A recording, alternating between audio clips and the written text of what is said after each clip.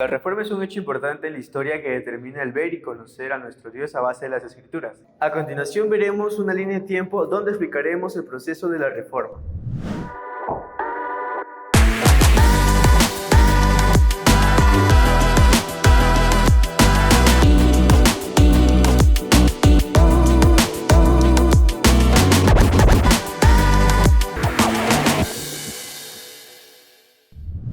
Y antes de que se inicie el movimiento de reforma, podemos denominar a la pre-reforma citando a 4 personajes a quienes titularemos como los pioneros de la reforma. Pedro Galgo nació en 1870, era un joven comerciante muy rico en Francia. Leyó un pasaje sobre el joven rico y al pasar los años él comenzó a estudiar más sobre religión y comenzó a darse cuenta sobre algunas doctrinas falsas que había en la Iglesia Católica. Murió en 1205, dejando un legado que fue a través de sus seguidores atenienses. En 1346, John Wycliffe estudió en la Universidad de Oxford, convirtiéndose luego en uno de los principales teólogos de dicha universidad. Luego tuvo problemas con la iglesia por decir que Jesús mandó a la pobreza y no a la riqueza. Wycliffe comienza a traducir la Biblia en inglés, pero no la puede terminar porque muere en el año 1384, antes de que las autoridades lo condenaran por herejía.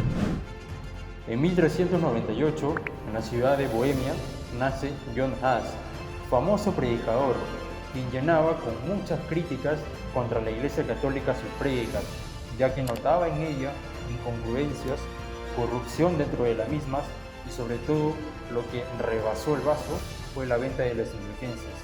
Él predicaba que la piedra real era Jesús y no lo fue el apóstol Pedro. La Iglesia Católica consideró sus prédicas como un acto de rebelión y es así que lo castigaron en la hoguera. Muchos de sus seguidores reclamaron su muerte injusta y se realizaron protestas durante una década. Girolamo Savonarola, al igual que Juan Hus, en sus prédicas criticaba mucho a la Iglesia Católica. Todo esto se dio en Florencia. Entre el año de 1494 a 1498 se produjo un cambio dramático social como también político. Esto generó a que los jóvenes de aquella época puedan crear una reforma, pero lamentablemente este personaje murió en la hoguera en 1498. Y aquí pasamos a presentarte a Martín Lutero, este famoso personaje dentro de este gran movimiento, nacido en 1483. Martín Lutero fue un monje agustiniano que estudió en la Universidad de Wittenberg. Durante su juventud pasó por una crisis espiritual que lo llevó a querer conocer más de la palabra de Dios, a escudriñar el Evangelio, y esto a la vez lo llevó a notar las incongruencias de la Iglesia Católica, los abusos que esto cometía y las inmoralidades que había dentro de esta institución. Esto provocó en él más ansias de querer conocer y revelar la verdad del Evangelio, provocando en él la intención de publicar una crítica que se hizo real el 31 de octubre de 1517, publicando así las 95 tesis en la puerta de la iglesia de Wittenberg. Las 95 tesis es una serie de proposiciones que fueron realizadas en forma de queja, de revolución, de rebeldía hacia algo turbio que se estaba formando en la Iglesia Católica en ese entonces. Estas son algunas de las 95 tesis de Martín Lutero. 1. Cuando nuestro Señor Jesucristo dijo, haced penitencia, se refería a que todos los cristianos hagan penitencia toda su vida. Tesis 33. Hemos de cuidarnos mucho de los que piensan de que las indulgencias dadas por el Papa son la reconciliación que tiene Dios con el hombre. Es necesario exhortar a los cristianos a que se esfuercen a seguir la cabeza de Cristo. Las indulgencias. Sabemos que todos los seres humanos somos pecadores, tú y yo somos pecadores, pero para los cristianos de ese entonces, de esa época, el limpiarse sus pecados eran a través de las penitencias.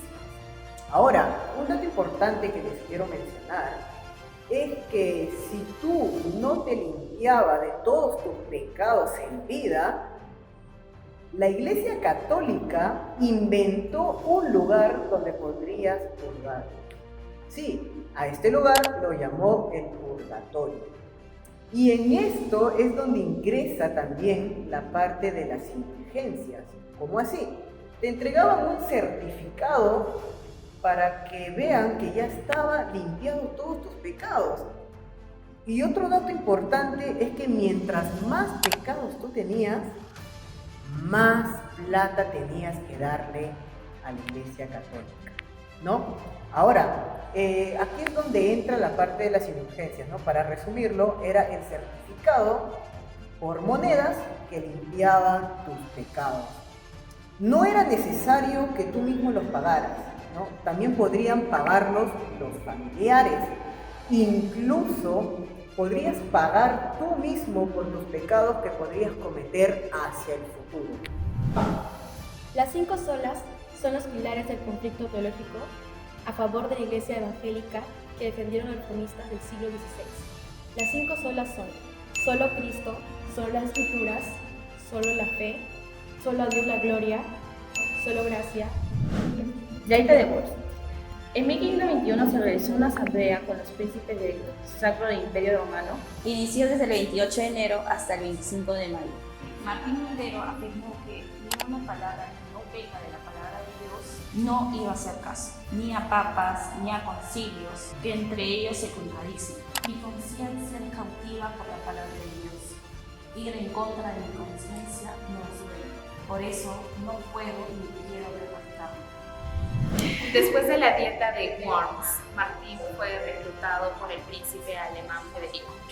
Lo llevó al palacio de Warburg, en el cual Martín empezó a traducir la Biblia al alemán, con 2 apodos. Uno como referencia del Textus Receptus y otro con el invento de Gutenberg, que fue la imprenta. Con este invento pudo hacer lo que son varias copias y reproducirlo a mayor velocidad, lo que llevó a personas de esa época a que conocieran la palabra de Dios. Y llegamos a este punto. ¿Qué es la Contrarreforma? Como su mismo nombre lo dice, la Contrarreforma es la respuesta a la Reforma, la respuesta opositoria dada por la Iglesia Católica con el fin de recuperar o retener feligreses. El Concilio de Trento fue un concilio general de la Iglesia Católica reunido desde 1545 a 1563 en Trento, cerca de los Alpes, el cual aprueba una serie de decretos doctrinales con respecto a los dogmas, con respecto al papado, disciplinas y órdenes religiosas.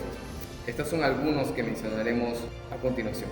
Una jerarquía efectiva la cual supervisaba a los cleros y a los laicos para que puedan ellos observar que se hiciesen respetar por lo que se esperaban de ellos con respecto a las doctrinas y a las ortodoxias. El fortalecimiento a la figura del Papa. El examen cotidiano de la conciencia y la confesión. El impulso de las formaciones de las cofradías y hermandades con la cual se podría administrar una caja de ahorros para poder ayudar a las viudas, a los ancianos, a los huérfanos. El castigo de los miembros de la Iglesia, los cuales abusaban de los bienes económicos de los fieles. Todas estas medidas, junto a la Inquisición y a las guerras de religión, pretendían detener, hacer un stop a la Reforma Protestante y además poder entusiasmar y poder tener al católico dentro de la doctrina.